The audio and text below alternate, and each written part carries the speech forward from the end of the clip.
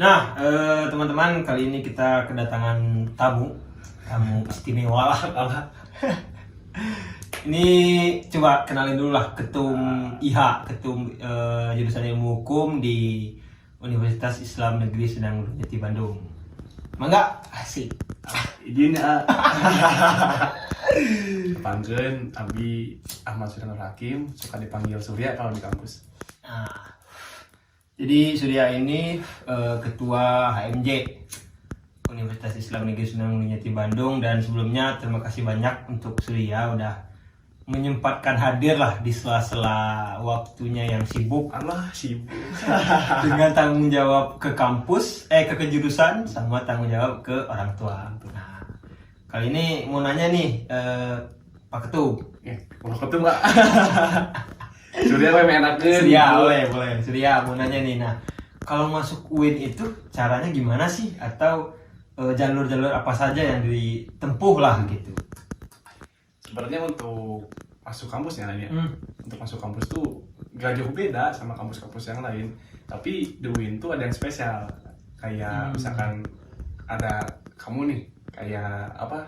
Misalkan punya bacaan Quran, hafalan Quran yang banyak, nah itu pun bisa menjadi nilai plus buat UIN Bandung. Kayak hafal berapa juz atau apa ya, tanpa melalui apa namanya itu, seleksi yang lain gitu. Ada. Soalnya ada. bakal dites juga seberapa banyak hafalannya gitu. Dan minimalnya juga ada syaratnya juga kayak gitu. Nah itu hafalan juz. Jadi bagi yang mau masuk UIN, kalian harus hafal berapa juz. Tapi lebih UIN Bandung tanyaannya Asli. Kebetulan Surya ini adalah adik kelas saya. Surya itu angkatan 2018, saya 2012. Lebih. Nah, kalau jalur yang lainnya maksudnya kayak kalau dulu kan angkatan UIN teh SNMPTN. Nah, kalau sekarang apa sih namanya? SNMPTN gitu atau? Sebenarnya masih sama aja kayak dulu, sama ya? Tapi cuma beda bahasa doang paling. Kan kampus-kampus lain tuh sama kayak SBMPTN, SNMPTN, ujian mandiri. Oh, berarti ada 3 ya berarti ya? Kurang lebih. SNMPTN, apa sih namanya sekarang? SBMPTN, terus SNM, PTN, terus ujian mandiri. ujian mandiri. Kalau PTKN itu masuknya gimana? PTKN. Nah, iya ada jalur juga PTKN. Oh, PTKN. Nah, jadi 4 ya? 4. Nah, masuk. Nah, silakan tuh yang mau bisa update lah atau searching di Google gitu, yang jalur SBMPTN itu gimana, PTKN itu gimana, dan mandiri. Nah, kalau mandiri nih, kita itu ujiannya ke kampus atau gimana?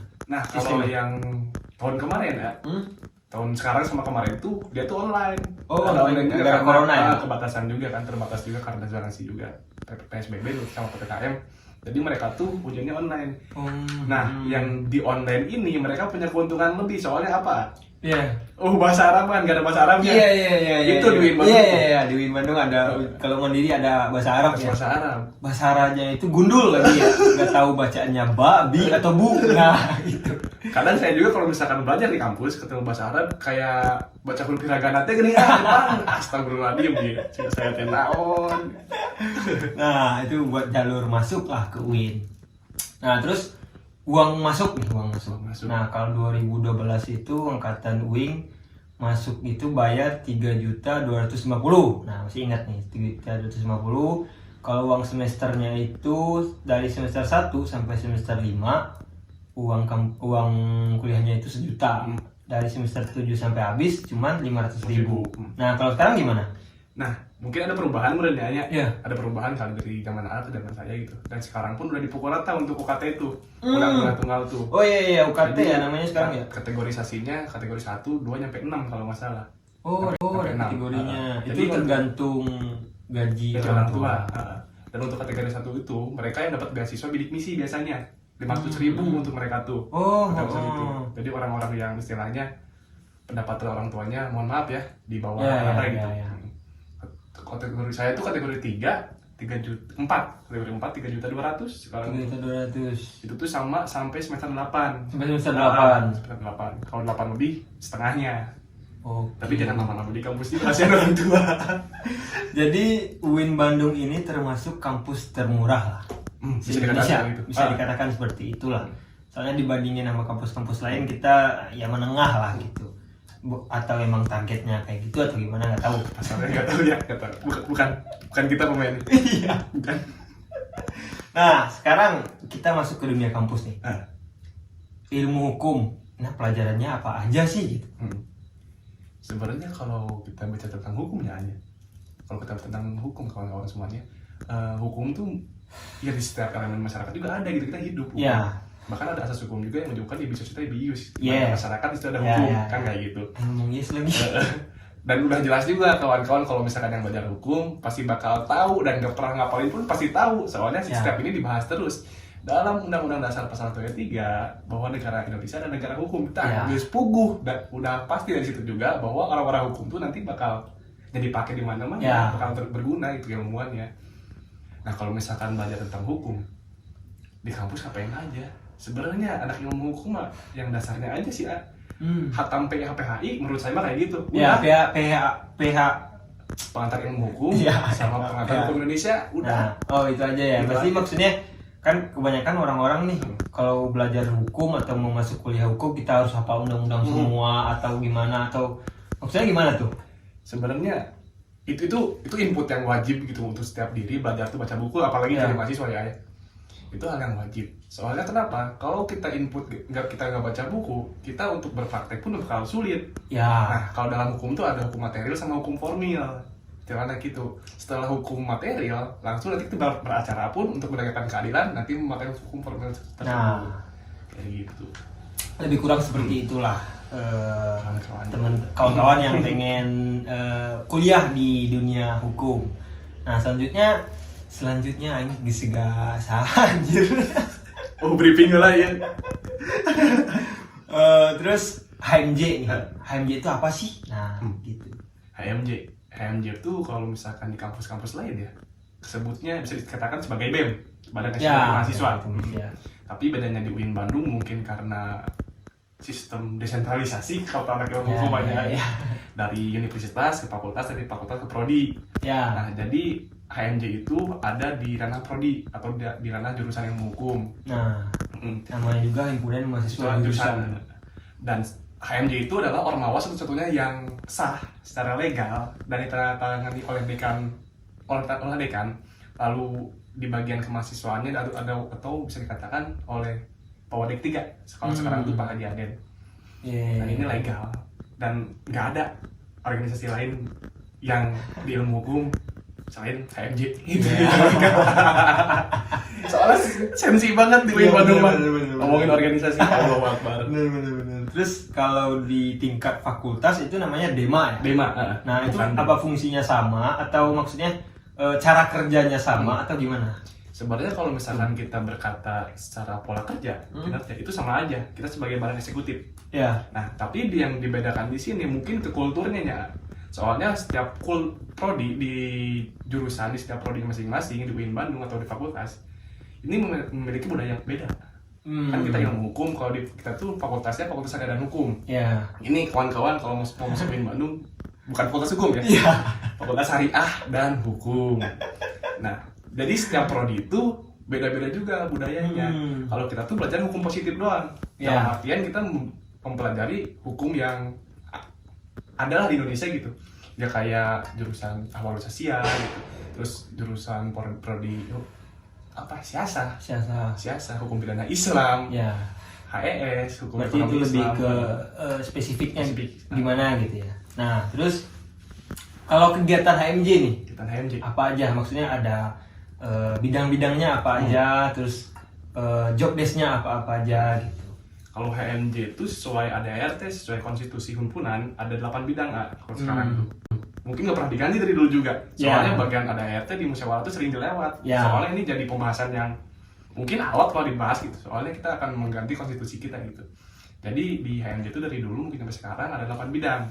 Yang pertama pengembangan aparatur organisasi, yang kedua adalah pengembangan intelektual, yang ketiga adalah kode etik dan keagamaan, yang keempat adalah KPPM, kerjasama, penelitian, pengembangan, pengabdian mahasiswa, KPPM. Lalu bidang pers, setelah bidang pers yang keenam adalah kewirausahaan, yang ketujuh adalah seni budaya, yang terakhir adalah bidang olahraga. Jadi di HMJ ini nggak terbatas di ranah akademik aja, dan non akademiknya pun ada gitu biar seimbang. Karena kan setiap mahasiswa pun beda-beda bakatnya, nggak Iya, ada yang iya. montok di bidang akademik aja Iya. gitu. Nah, kan kalau ilmu hukum itu ada konsentrasinya lah, khususnya di UIN ada pidana, perdata, sama tata negara. Nah, kalau pidana itu gimana sih? Perdata itu gimana sih? Nah, dan tata negara itu gimana gitu? Sebenarnya jangan dulu ke situ mulai ya, Ya. kita bahasnya. Setiap lulusan, setiap sarjana yang dari prodi ilmu hukum atau fakultas hukum, jadi nggak terbatas dalam gelar SH-nya aja. Jadi kita tuh semua dituntut untuk mengetahui semua itu. Tidak terbatas dalam hukum tata negara, tidak terbatas dalam hukum pidana, bahkan perdata. Jadi untuk hukum perdata mungkin kita istilahnya bukan hukum publik ya, berbeda sama hukum pidana. Kalau hukum pidana itu hukum publik, jadi di mana itu mengatur keseluruhan. Kalau misalkan hukum perdata itu per person per person. Ya. Jadi perorangan di sini dalam hukum perdata itu bukan hanya manusia saja, bahkan bisa lembaga, organisasi dan lain sebagainya. Kayak gitu. Kalau hukum tata negara tuh ini orang-orang yang mungkin suka dalam berpolitik mulai. Iya. Kita dididik untuk mengetahui konsep kenegaraan tadi, untuk mengetahui konsep hukum dalam kenegaraan juga, dan bahkan mungkin calon-calon sarjana hukum ke depannya yang konsentrasi di hukum tata negara bakal fokus di dunia legaling, DPR kayak gitu. Jadi intinya kasarnya gini lah, kalau kita berbicara hukum perdata itu berbicara orang, benda. Contohnya kalau perdata itu lebih ke perkawinan, tanah, sengketa kayak itulah. Kalau pidana kita berbicara kayak pembunuhan, kasus kriminal lah gitu. Nah, kalau tata negara lebih ke tata negara, namanya juga tata negara. Nah, jadi kita ya intinya mah berpolitik kan sih. Nah, kalau prestasi di jurusan ilmu hukum itu apa aja gitu? Sebenarnya kalau misalkan ngomongin prestasi ya, mohon maaf ya ke kampus orang lain, bukannya mau merendahkan atau sama lain. Kalau misalkan kita berbicara tentang ranah akademik dan diskusi, UIN Bandung emang pasti melontok. Bisa diakui ya, sebagai senior ya, udah ngerasain. Enggak, saya cuma ngisi sini. beberapa kali di hadapan dalam lomba debat. Dan saya kemarin tuh pernah ikut yang di Unpar. Ya. Jadi dulu tuh berbeda dengan kampus lain, pola diskusinya. Kampus lain mungkin udah dipersiapkan dari daerahnya masing-masing. Misalkan kampus UI yang di Depok, dia dari sana mau ada materi, dan di Bandung tuh dia udah siap gitu. UIN Bandung enggak. Bahkan sampai sebelum kita berangkat ke tempatnya aja, itu diskusi sehari pun nggak tidur. Sumpah. Out ya. Asli, gini terus bikin materi, terus debat. Bahkan anak UI pun kemarin bilang, UIN Bandung punya orang dalam. Waduh. Dia tuh kalah di perempat final. Ini yang harus Astaga. UI itu swasta, UIN baru negeri. Iya. Atau insya Allah negeri. Insya Allah negeri, bener. Nah, itu kayaknya di bidang akademik. Kalau di bidang kayak contohnya olahraga lah. Gimana sih kalau di ilmu hukum itu? Di ilmu hukum, kalau misalkan kita berbicara tentang Bandung ya, ilmu hukum UIN Bandung tuh dia punya pamor. Untuk masalah futsal ya. Futsal.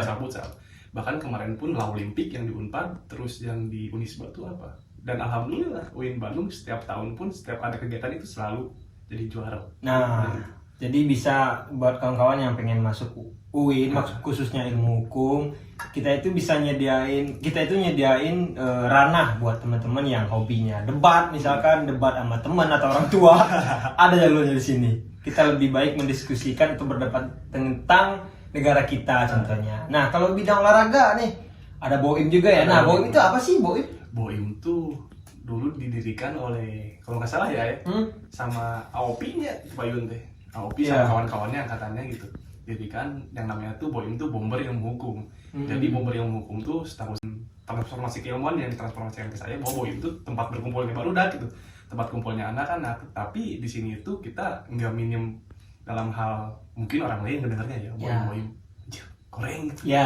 Apalah bahasa di luar kan nggak enak pada orang lain. Tapi kalau misalkan saya yang ngerasain sebagai anak BOIM sendiri, ini benefit semua.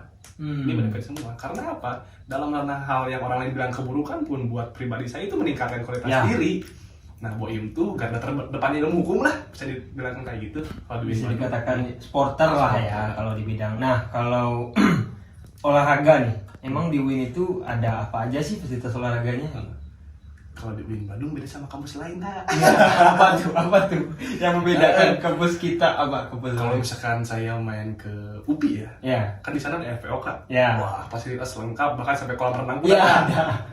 UIN Bandung mah cuma lapang voli, Ya. cuma lapang tenis, badminton, sama basket. Itu pun parebut, guys. Maksudnya parebut di sini apa ya? Kayak saling mau lah gitu. Kita tuh harus ngejadwal dulu, Ya, kayak ya. gini mainin gitu. Harus debat dulu sama prodi lain karena ya satu-satunya lapang gitu. Iya. Berarti harus dijadwalkan dulu ya, kayak yang daftar buat masuk ini. Misalnya ilmu hukum harinya Senin atau jurusan lain harinya apa. Nah, kemudian ada lapang bola juga ya di kampus 2 ya. Tapi sekarang gimana tuh? Lapang bola pun nggak layak dikatakan sebagai lapang bola sih. Oh, nggak layak sebagai lapang bola. Saya dulu ya waktu masih zaman kuliah, kalau lapang bola di UIN itu agak keras lapangannya. Jadi pas nendang bola itunya copot. Apa sih sol sepatunya copot, nggak tahu sepatunya yang murah, nggak tahu apa ya. Jadi fasilitas di UIN ada lapang bola lah gitu. Ada ya tenis, badminton, basket, voli lah. Nah, jadi bisa dikembangkan lagi untuk kawan-kawan yang ingin masuk UIN. Nah, bisa dikembangkan lagi bakatnya. Terus UKM nih sekarang nih. UKM di UIN tuh ada apanya sih? Sebenarnya kalau misalkan berbicara tentang UKM ya, saya kurang paham betul. Ya. Soalnya kenapa? Saya bukan salah satu anggota yang masuk di ranah itu gitu. Saya tidak aktif di UKM, tapi UKM kakak tuh setahu saya, kalau UKM itu unit kegiatan mahasiswa. Jadi di situ tuh kalian bisa aja sama kayak di prodi ilmu hukum ada yang ngembangin dalam hal akademik, sama akademik. Tapi di UKM tuh lebih diumumin gitu. Jadi untuk seluruh mahasiswa UIN Bandung. Di UKM tuh ada UKM Liga untuk yang aktif sepak bola sama futsal. Ya. Terus juga kalau yang suka seni ada teater awal. Teater, Kalau ya. yang suka mahasiswa yang suka naik gunung nih, Ya. kalau suka naik gunung ada MHPK. Terus ada juga LPIK, Lembaga Pengkajian Ilmu Keislaman. Ya. Berarti Islam something sebenarnya. Saya kira masa pas diskusi di budak LPIK. Nagih gitu kan kalau diskusinya. Astagfirullahaladzim. Tapi lah. Terus ada pramuka juga ya. Pramuka, protokol, menwa. Ya, menwa. Terus ada bela dirinya ada juga ya. Ada karate juga, Ada karate, silat, taekwondo, silat yang kayak gitulah. Atau Kosida juga ada. Oh, Kosida juga ada ya. LSLK, Lembaga Seni Kaligrafi. Iya, kaligrafi. Lukis kaligrafi. Bagi yang suka coret-coret dinding. Soalnya kemarin yang coret-coret dinding ada masalah sih. Pada berisik ya. Pada berisik. Tapi sekarang Polri ngajurin buat Iya. Ini gimana? Ada lombanya. Saya jadi bingung. Entahlah, kita di diskusi selanjutnya kita bahas tentang itu, boleh lah. Kalau ospek mahasiswa di UIN namanya PBAK ya. Nah, itu prosedurnya gimana sih? Apa yang kita harus lakuin atau cuman lihat Irfan Hakim doang yang datang atau gimana? Soalnya dia doang ya. Maksudnya lulusan UIN Bandung yang benar-benar mapan gitu. Irfan Hakim. Astagfirullahaladzim. Bukan sih, bercanda. Enggak, bercanda ya. Banyak kok yang mapan. Jadi PBAK itu gimana sih? Jadi PBAK tuh istilahnya apa ya? Kalau di kampus sama pada umumnya sama kampus lain, ospek universitas. Jadi di mana itu gerbang awal kalian masuk UIN Bandung. Jadi yang ngadain itu pihak kampus sama BEM-nya, BEM atau kalau di UIN Bandung DEMA universitas, ranahnya di situ. Jadi PBAK itu pengenalan budaya akademik. Kalau singkatannya jadi PBAK. Pengenalan budaya akademik di sini nanti kalian untuk mengikuti hal-hal tersebut atau kegiatan tersebut, nanti kalian dikenalin sama dunia kampus kayak gimana. Dan mungkin tadi bisa saja mendatangkan Irfan Hakim. Bener. Jadi motivator. Mulai sedihnya gue di UIN. Jadi gitu ya, kalau PBAK itu kita mengenal UIN Bandung lebih dekat lah. Misalkan ini prosedur kuliah itu gimana, jurusan itu apa, fakultas itu apa, dekan itu apa, rektor itu gimana. Nah, terus ilmu hukum. Kalau ilmu hukum namanya rimba. Nah, kalau prosedur rimba itu gimana sih? Prosedur rimba. Padahal UIN ngalaman ini mah MC di sini mah MC. Siap. Rimba itu orientasi pembinaan mahasiswa baru ilmu hukum. Jadi setiap prodi itu kalau di UIN Bandung beda-beda namanya. Bahkan kemarin ikut cerita menarik. Boleh. Gimana? Pak Wadek. Ya. Wadek dulu. Ya. Rimba itu sih diganti karena jadi latihan kepemimpinan. Jadi apa?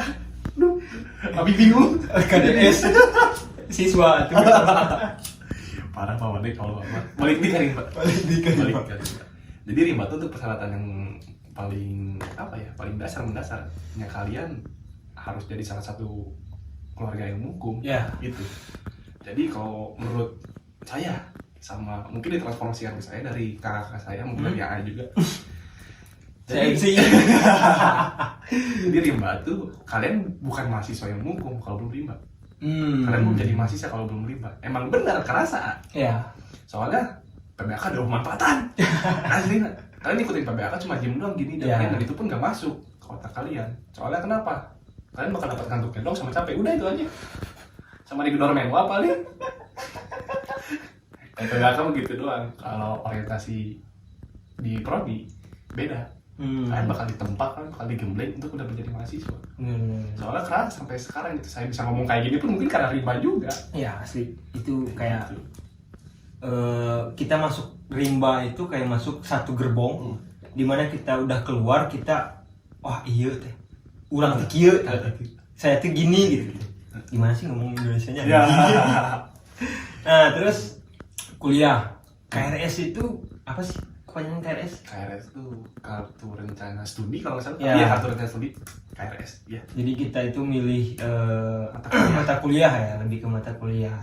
Nah per semester itu ada bobot-bobotnya ya. Misalkan nih semester 1 misal bobotnya berapa mata kuliah, sampai semester tak terhingga lah. Terhingga lah itu masa pribadi kalian. Iya pribadi, balik ke pribadi masing-masing. Nah terus ada beres nih mata kuliah nih beres. Terus ada jenjang mau skripsian lah, kan banyak nih keluhan-keluhan. Mungkin ada yang lihat di sosial media skripsi atau apalah itu gimana sih Pak Ketua? Asik. Harusnya saya yang nanya ke A gitu kan. Saya belum skripsian A. Judul pun belum ada ini. Aduh astagfirullahaladzim. Jadi kalau di UIN khususnya di ilmu hukum lah, kita bahas ilmu hukum itu ada UP. Ujian proposal itu nggak tahu sih sekarang. Kalau dulu cuman bab 1 doang. Tapi kalau sekarang sampai 3 bab atau gimana? 3 bab kan sekarang ya. Nah, kita 3 bab beres kita jenjang UP.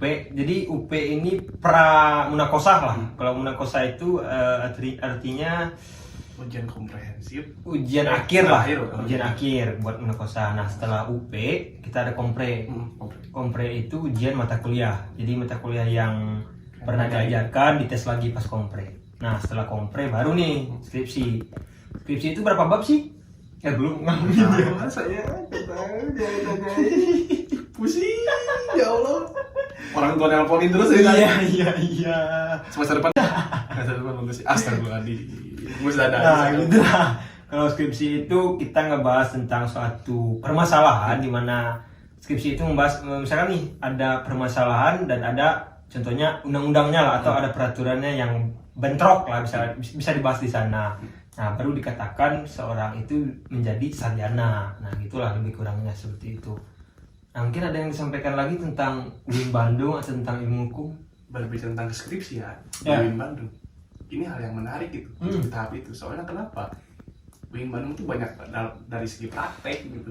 Kalian sendiri kan ya. Mungkin kalau saya yang dari SMA ya basicnya praktek di UIN Bandung seperti tilawah. Oh iya, ada itu ya. Praktek ibadah. Tawafal Arab, bukan tufal, tawafal. Saya stuck. Bingung gitu. Saya bisa, tapi stuck. Nah, sebelumnya terima kasih buat Ketum HMJ Ilmu Hukum yang menyempatkan hadir lah buat berdiskusi. Mudah-mudahan kedepannya skripsinya dilancarkan lah gitu. Amin ya Allah. Amin. Dan selanjutnya udah sarjana berguna lah bagi masyarakat, bagi bangsa dan negara lah. Terima kasih yang udah nonton.